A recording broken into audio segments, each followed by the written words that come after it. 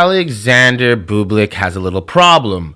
Players are starting to play him like he's Alcaraz or Sinner. His opponents are starting to walk out there like they're loose as a goose, and it's for better or for worse, and I'll explain why. This is either going to expedite his improvement or frustrate the hell out of him. Only he can decide which one it will be.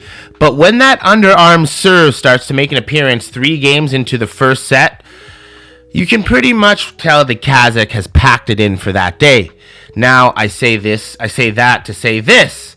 This is the only man on tour with more raw talent than Sinner, and quite possibly rivaling Alcaraz. So the question is whether or not he's good enough to beat them.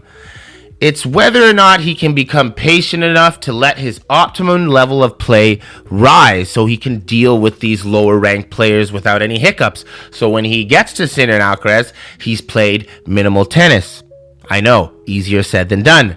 But his old persona was built to be one of the... Honestly, his old persona was to be one of those lower ranked guys. It's the classic case of, can the zebra shake its stripes? And most of the time, honestly, the answer is no.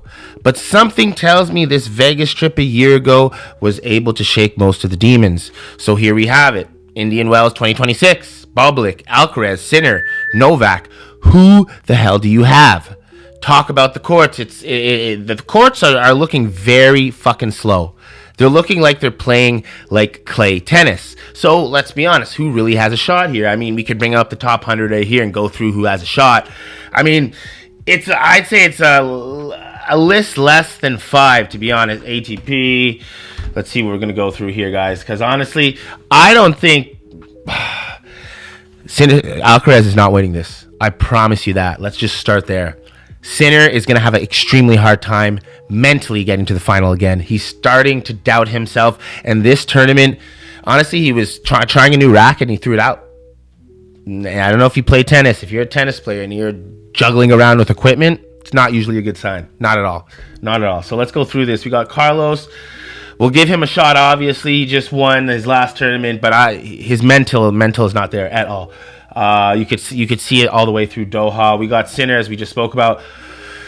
Novak is either gonna make a good run at this, or honestly, I'm torn between he's on a victory lap and a farewell tour, while still having one foot in the door where he thinks he can actually do something. And it's kind of irrelevant if he does something here. Who gives a fuck if he wins Indian Wells? He shouldn't even be playing here. I mean, he should be saving it for the Grand Slams is what I'm saying. He's after 25. He should be playing here, I guess, but he should have been on the clay in South America if he was serious about this, or just prepping on clay already. Roland Garros is your next shot.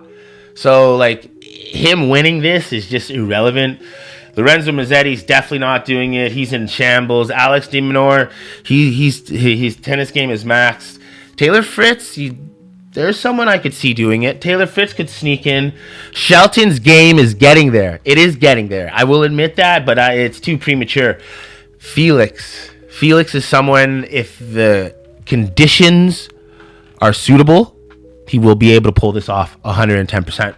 But that can entirely up to if he can get good courts in the sense of play on main stadium courts and have that indoor tennis feel where there's less wind as opposed to the outer courts, something you get when you're a higher ranked player. Alexander Bublik definitely has a shot. Mentally, he's there and he's ready to make a name for himself in the sense of he wants to break through and win 1,000. And I know he can win a slam. I know he thinks he can win a slam. Daniil Medvedev, I would have loved to have a shot at this tournament, but due to his travel restrictions and him escaping a war zone, I don't like him traveling into a tournament like that. And honestly, if you're betting money, it's not the smart thing to do. Now, let's move forward to... I don't see it. I don't see Draper doing it at all. Flavio Cobolli, him winning Mexico was a complete fluke.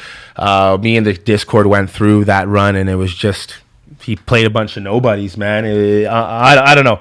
Let's move it on. Karen Kachanov, I think he'll do something, just not this early in the season.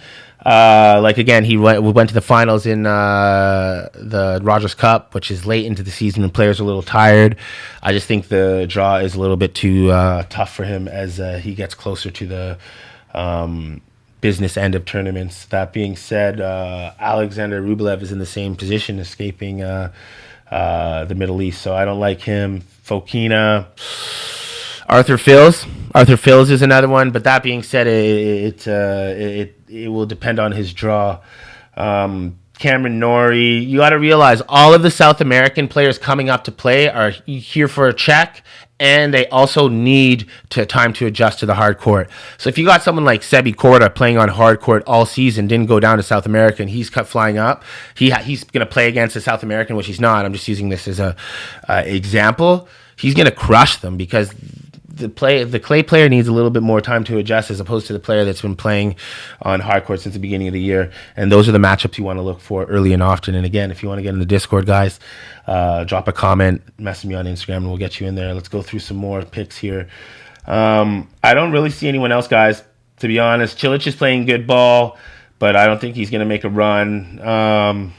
That's about it. Arthur Cazzo's back from injury, but he's going to need a lot of time.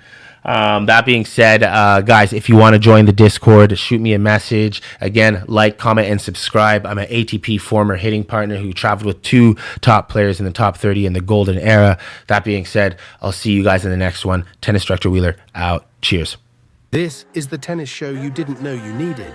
We decode the players, we expose what actually wins matches, and we do it in a way nobody else dares to do. If you want hype, if you want honesty, if you want the deepest tennis brain in the game, you're in the right place. Welcome. Fuck your hoe, cause she like that. Yeah, bitch, fat ass pretty, I might wife that. Niggas swear they pimpin', Scotty sippin', get your wife back. How you? Any word on where tennis director Wheeler is? Coming back for the 2026 season, or is he done? He's been off the grid for months. That's not like him. The guy lives and breathes this. Shows up, it changes the whole press room. He is the story, not just back for 2026. Tennis voice walking away for the sport needs him. He's built the narrative for a decade. Let's be honest. Maybe he's the lost fire's his step. gone. Voice has been radio silent for months. You don't walk away from that kind of platform. Maybe he finally